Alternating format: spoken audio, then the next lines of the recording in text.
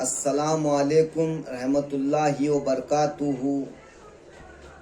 الصلاۃ والسلام یا رسول اللہ، الصلاۃ والسلام یا حبیب اللہ، یا سید المرسلین، رحمت العالمین، فقراء اور مشاکین۔ یا علی یا علی یا اولیاء یا ابو تراب، شاہ مرداں شیر ازداں، قوت پروردگار لا فتح ہی الا علی، لا سیف ذوالفقار۔ اما بعد، تمام سامعین حضرات کے سامنے الف لام میم سورہ الف لام میم کا تذکرہ پیش کر رہا ہوں۔ تمام امت مسلمہ اس ناچیز کے الفاظوں کو قبول کیجیے، اور اچھا لگے تو دعا کا درخواست ہوں، اور کچھ نہیں ہوں، آخرت میں میری نوازش ہو رسول خدا صلی اللہ علیہ وسلم کے صدقے طفیل میں۔ بسم اللہ الرحمن الرحیم۔ اللہ کے نام سے جو شروع، جو نہایت مہربان، ہمیشہ رحم فرمانے والا ہے۔ یہ اللہ کسی کے اندر ایسے صفتے بھی رکھا ہوا ہے جو وہ خود تو آتا نہیں ہے، لیکن بندے ہی میں یہ رحم کہیں کم لوگوں میں یہ ملتے ہیں، اللہ والوں میں۔ تو الف لام میم رسول اللہ صلی اللہ علیہ وسلم ہی بہتر جانتے ہیں، یعنی قرآن عربی اور اردو میں ترجمے میں بول رہے ہیں، رسول اللہ صلی اللہ علیہ وسلم ہی بہتر جانتے ہیں۔ لیکن بہتر جانتے تھے اور جاننے لگائے، اور وہ ابھی بھی جاری ہے، کیونکہ انہوں نے طریقت جب حضرت علی کرم اللہ وجہ کو، میں علم کا شہر ہوں اور علی اس کا دروازہ ہے، اور من کنتم مولا، میں جس کا مولا علی اس کے مولا، یہ تمام علم علی کو دیا گیا۔ کئی کو تو شیر خدا، ان کے چہیتے اور چاہنے والے اور اہل بیت علی کے ذریعے امام حسین، امام حسن، تمام بزرگوں میں خانقاہوں میں الف لام میم کا خلاصہ ملتا ہے، جو روحانیت کا فیض رکھتے ہیں۔ ایسا نہیں ہے کہ اگر دین وہیں ٹھہرتا تو یہاں تک کیسا آتا۔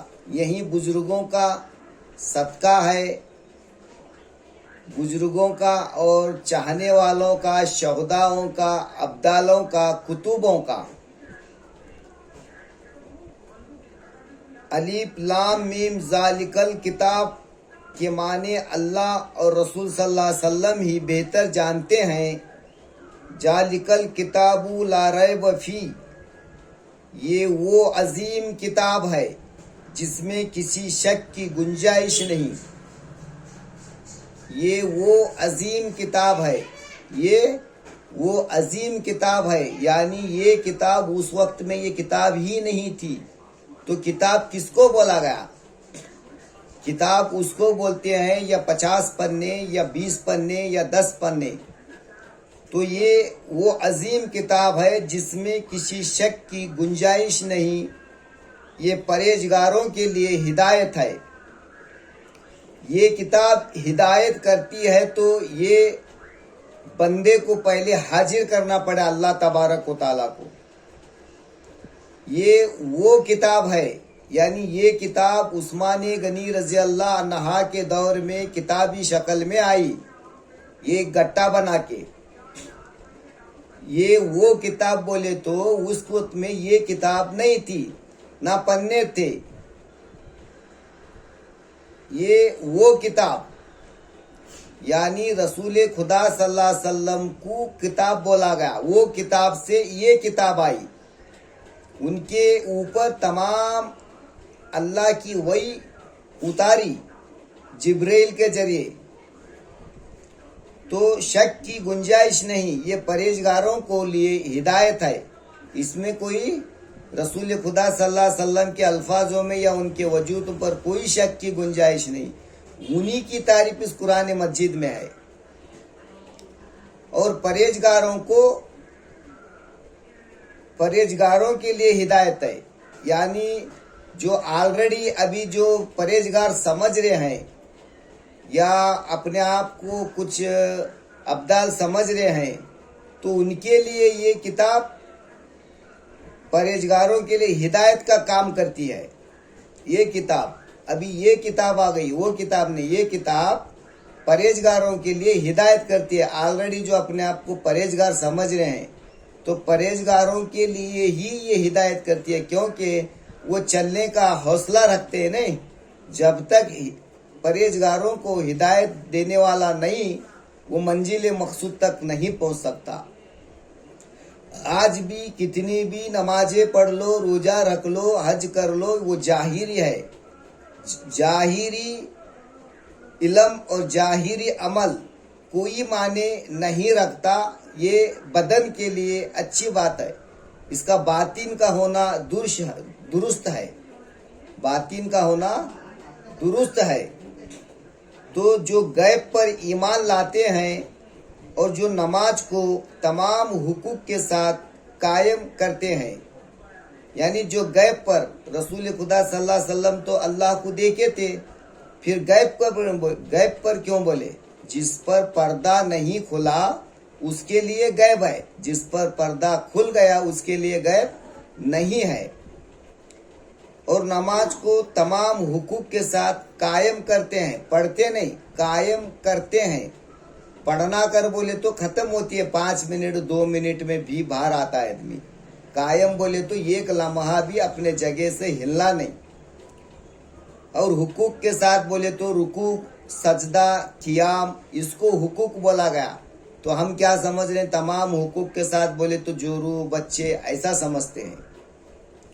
اور حقوق کے ساتھ قائم کرتے ہیں، اور جو کچھ ہم نے انہیں عطا کیا اس میں سے ہماری راہ میں خرچ کرتے ہیں۔ اللہ نے ہمیں جو عقل سلیم دی، جو علم دیا، تو اس کی راہ میں اس کے بندوں کے لیے خرچ کرنا، کچھ اور ہماری راہ میں خرچ کرتے ہیں۔ اور وہ لوگ جو آپ کی طرف نازل کیا گیا اور جو سب سے پہلے نازل کیا گیا سب پر ایمان لاتے ہیں، اور وہ آخرت پر بھی کامل یقین رکھتے ہیں، یعنی مرنے پر یقین رکھتے ہیں، نہیں بھی رکھے تو بھی موت آنے والی۔ انبیاء پر ایمان رکھنا، انبیاء کی پیروی نہیں کرنا، لیکن نبی کریم صلی اللہ علیہ وسلم پر بھی ایمان بھی رکھنا، ان کی پیروی بھی کرنا، ان کی اطاعت کرنا۔ تو نبی کریم صلی اللہ علیہ وسلم کی زندگی میں ہماری زندگی کامیابی ہے۔ اور آخرت پر، جنت پر صرف ایمان یعنی خیال رکھنا، یعنی ایمان، سب پر ایمان لاتے ہیں۔